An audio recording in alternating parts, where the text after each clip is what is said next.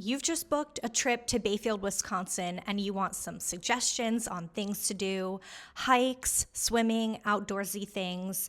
You want to know the vibe. I love traveling and sharing suggestions from places I've been, so this is going to be a new series on my channel where I'm basically your travel guide. Maybe you're going to Bayfield, or maybe after watching this, you'll want to go. This video is going to have 3 sections, the 3 things that I love most in life: hiking / being outside, food, and thrifting. This video isn't going to have any food wrecks because we stayed with my godparents and didn't eat out except for ice cream. I will say, if you're in Bayfield, you need to get some whitefish and fry it with some lemon and dill. Mwah. So good. At the end of this video, I will be putting additional recommendations on the screen of things that were on my list that we didn't get to do. Let's get into it. Number 1 is rent a sea kayak and kayak from Myers Beach to the sandstone sea caves. This is probably the most iconic and touristy thing to do in Bayfield. It's what Bayfield is known for, the Apostle Islands and the beautiful, colorful sandstone cliffs. I don't remember what company we used, but it left from Myers Beach. We did the shorter tour. The longer tour goes to Lunch Beach, stops there, has lunch, and then goes back. This was so cool. You get to push yourself down a tiny canyon and back out, go through tunnels. The color and the texture of the cliffs was incredible.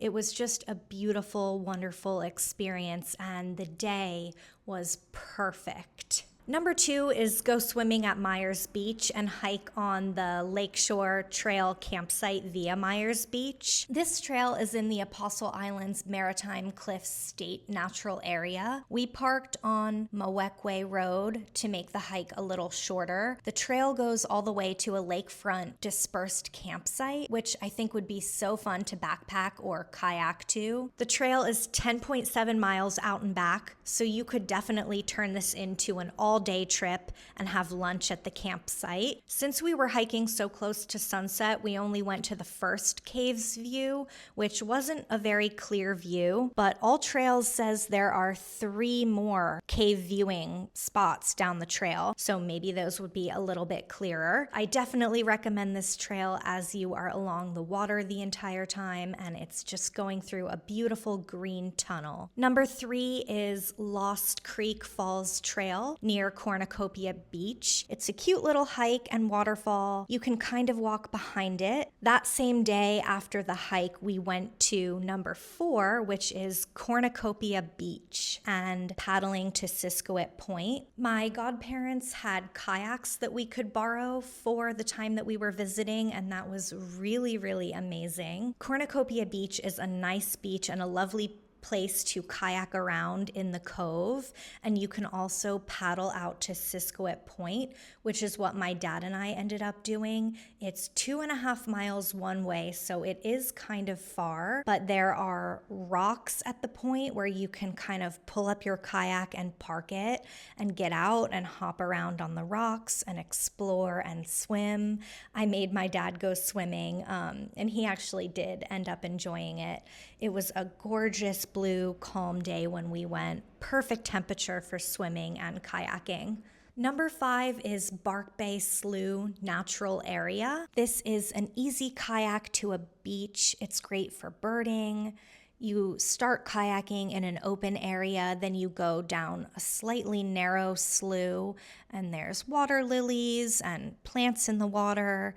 You can pull the kayaks around where the slough connects with Lake Superior, and there's a skinny beach that you can walk down. There's a little dock. We saw a sandhill crane, and the lily pads and the flowers were so beautiful.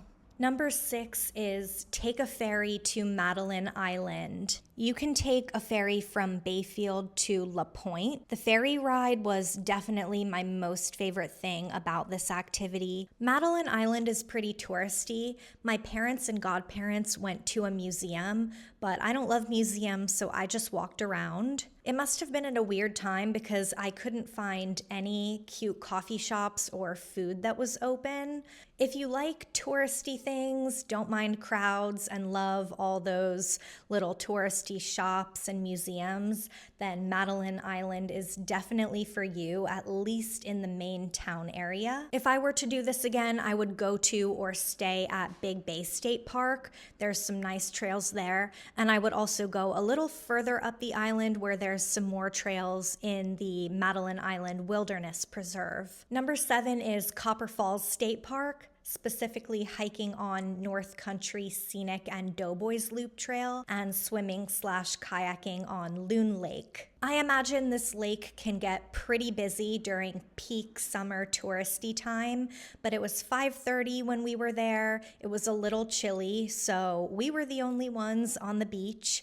I didn't go kayaking, but my dad and godfather went out on the lake and it looked really peaceful. After kayaking and relaxing by the beach, we did the North Country Scenic and Doughboys Loop, which was green with moss and ferns, light through the trees, and multiple big waterfalls.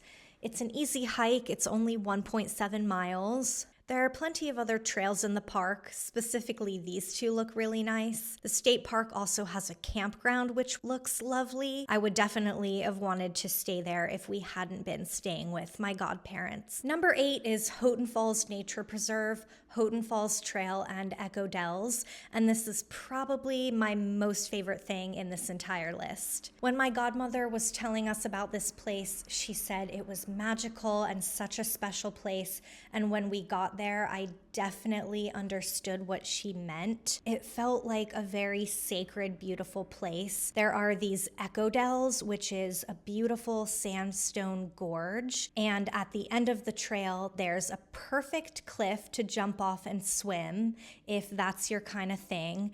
I do not like high cliff jumps, but this was perfect, and climbing out was easy. Number 9 is Bayview Beach. After Houghton Falls, we went to Bayview Beach, ate some food, had some snacks. I set up my hammock in the trees, and we took a little walk. Number 10 is 2 trails that are in Bayfield, so very easy to get to if you're staying right in Bayfield.